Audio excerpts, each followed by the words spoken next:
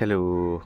അപ്പോൾ ഇതാണ് താമരകളുടെ രാജ്ഞി എന്നറിയപ്പെടുന്നത്. ആ പേര് എങ്ങനെ കിട്ടിയെന്ന് എനിക്കറിയില്ല, ബട്ട് അങ്ങനെ അറിയപ്പെടുന്ന ലോട്ടസാണ്. അതിൻ്റെ പേരാണ് തമോ.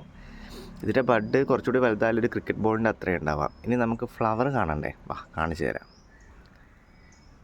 ഇതാണ് ഇതിൻ്റെ ഫ്ലവർ. നോക്കിയേ, നല്ല എക്സ്ട്രാ ലാർജ് വലുപ്പത്തിലുള്ള പൂക്കൾ തരുന്ന ഒരു വെറൈറ്റിയാണ് തമോ.